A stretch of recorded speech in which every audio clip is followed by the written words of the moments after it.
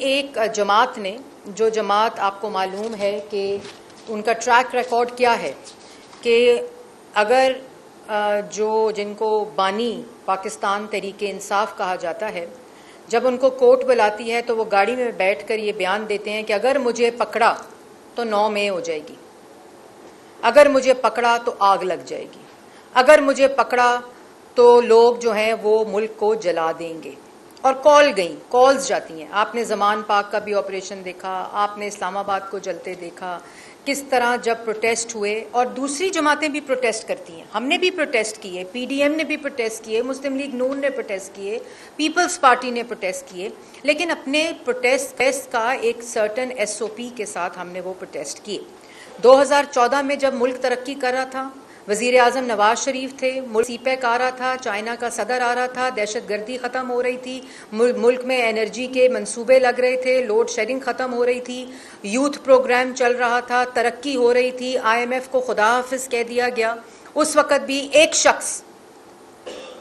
शख्स ने डी चौक पर हमला आवर होकर सुप्रीम कोर्ट के बाहर गंदे कपड़े लटकाकर उस वजीर आजम को जो मुल्क को तरक्की दे रहा था, गले से घसीट दो के नारे लगाए, पुलिस वाले के सर फाड़े, पीटीवी के ऊपर हमला किया, पुलिस स्टेशंस के ऊपर हमला किया, डी चौक के ऊपर हमला किया। तब भी मुल्क तरक्की कर रहा था, तब IMF को खुदा हाफिज था, इन्फ्लेशन महंगाई कम तरीन सतह पर थी, तरक्की बुलंद तरीन सतह के ऊपर थी, एक गुड फील फैक्टर था। तो वो मौसूफ आ गए कि नहीं जी नहीं, मुल्क की तरक्की नामंजूर।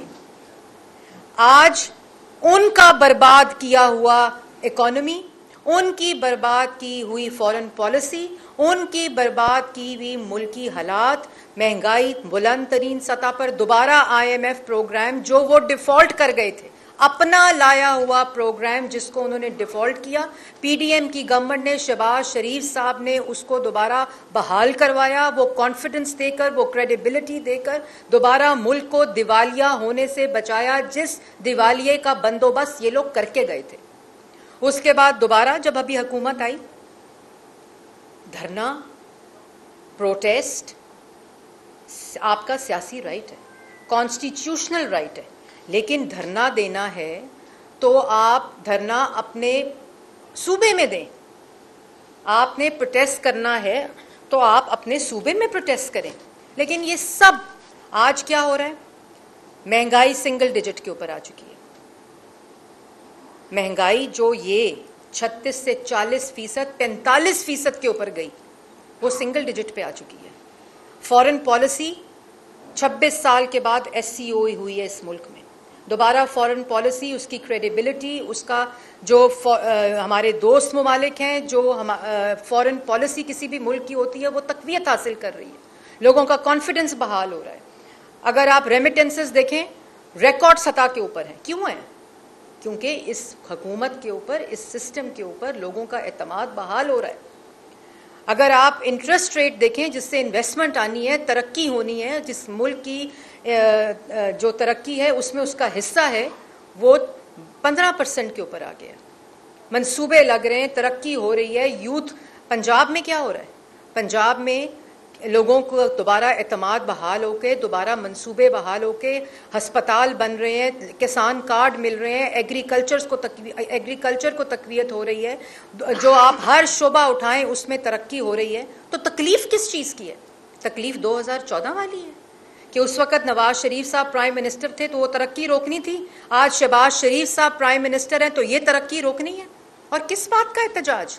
इस तरक्की के खिलाफ एहतजाज, कम होती हुई महंगाई के खिलाफ एहतजाज, कम होते हुए इंटरेस्ट रेट के ऊपर एहतजाज, कम होती ये जो फॉरेन पॉलिसी है उसकी बेहतरी के खिलाफ एहतजाज हो रहा है कि जो हमने तबाही चढ़ाई थी, इस मुल्क को दिवालिया करके गए थे, वो मुल्क दोबारा पॉलिटिकली, वो मुल्क दोबारा इकोनॉमिकली स्टेबल हो रहा है, उस मुल्क के अंदर दोबारा तरक्की आ रही है, फॉरेन इन्वेस्टर का जो एतमाद है वो बहाल हो रहा है। इस बात का एहतजाज?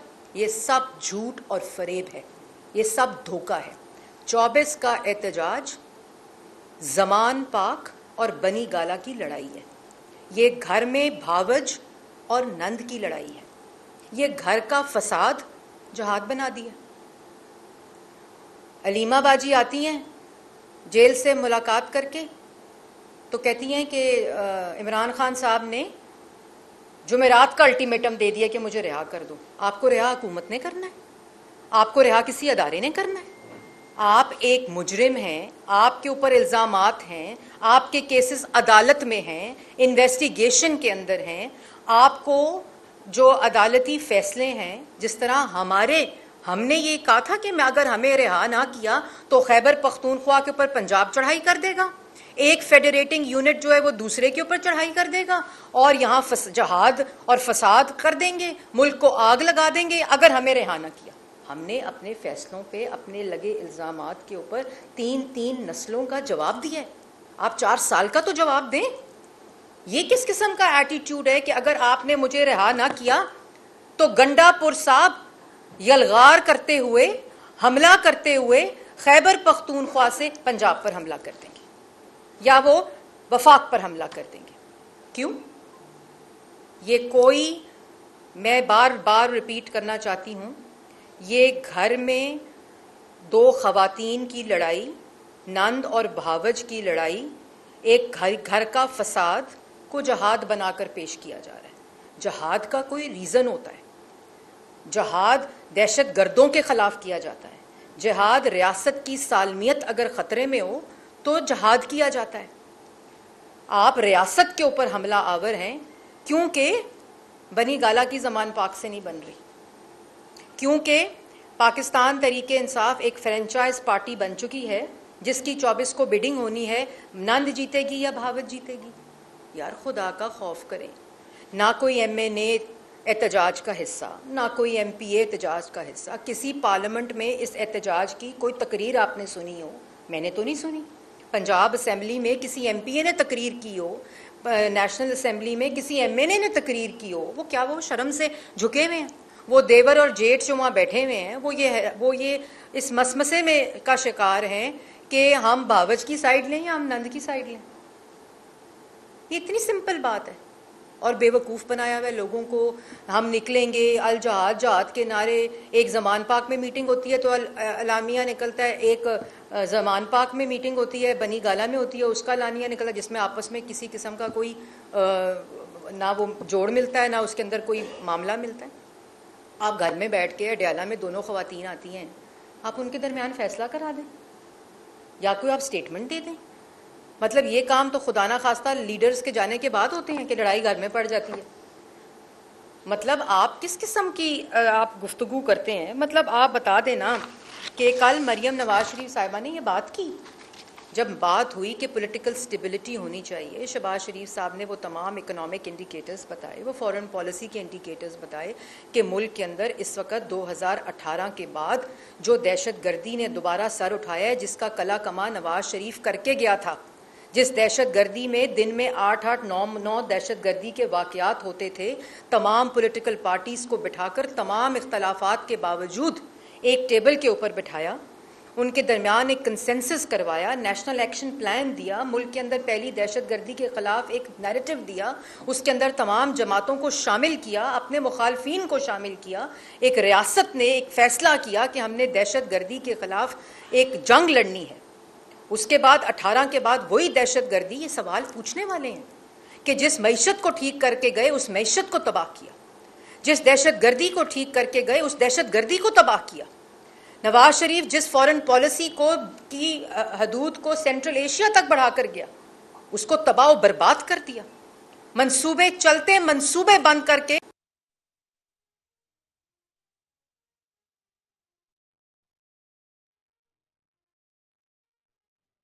आपको आगाह करे हैं सीनियर सूबाई वज़ीर मरियम औरंगज़ेब की प्रेस कॉन्फ्रेंस, और उन्होंने कहा है कि पंजाब हुकूमत ने स्मोक पर काबू पाने के लिए इक़दाम किए हैं।